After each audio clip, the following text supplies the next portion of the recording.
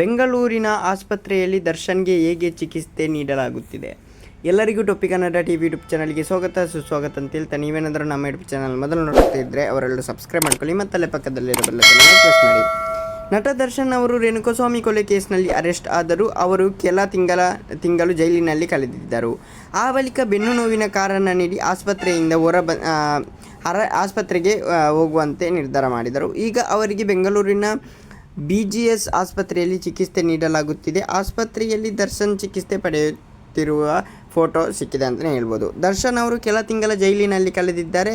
ಇದರಿಂದ ಅವರಿಗೆ ತೀವ್ರ ಬೆನ್ನು ನೋವು ಕಾಡಿದೆ. ಇನ್ನು ಬೆನ್ನು ನೋವಿನಿಂದ ಹೊರಬರೋಕೆ ಅವರಿಗೆ ಶಸ್ತ್ರಚಿಕಿತ್ಸೆ ಒಂದೇ ದಾರಿ ಎಂದು ಆಸ್ಪತ್ರೆಯ ವೈದ್ಯರು ವರದಿ ನೀಡಿದ್ದಾರೆ.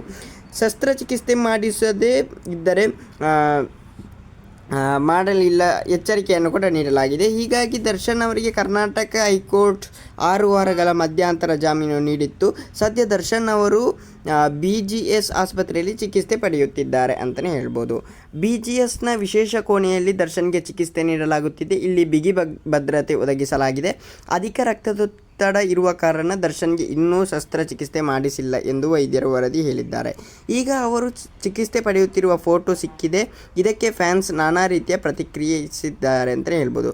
ಸದ್ಯ ದರ್ಶನ್ ಅವರು ಜಾಮೀನು ಅರ್ಜಿ ವಿಚಾರಣೆ ಹೈಕೋರ್ಟ್ನಲ್ಲಿ ನಡೆಯುತ್ತಿದೆ. ದರ್ಶನ್ ಅವರ ಪರ ವಕೀಲರು ಕೊಲೆಯಲ್ಲಿ ದರ್ಶನ್ ಭಾಗಿತ್ವ ಇಲ್ಲ ಎಂದು ವಾದ ಮಂಡಿಸುತ್ತಿದ್ದಾರೆ. ಡಿಸೆಂಬರ್ 3ಕ್ಕೆ ಅರ್ಜಿ ವಿಚಾರಣೆ ಮುಂದೂಡಲ್ಪಟ್ಟಿದೆ. ಸರ್ಕಾರಿ ಪರ ವಕೀಲರು ವಾದ ಮಂಡನೆ ಮಾಡಲಿದ್ದಾರೆ. ಓಕೆ ಗೈಸ್, ಮುಂದಿನ ವಿಡಿಯೋದಲ್ಲಿ ಸಿಗೋಣ. ಅಲ್ಲಿವರೆಗೆ ಲೈಕ್, ಶೇರ್, ಸಬ್ಸ್ಕ್ರೈಬ್ ಮಾಡಿ ಅಂತ ಹೇಳ್ತಾ ಲವ್ ಯು ಸೊ ಮಚ್.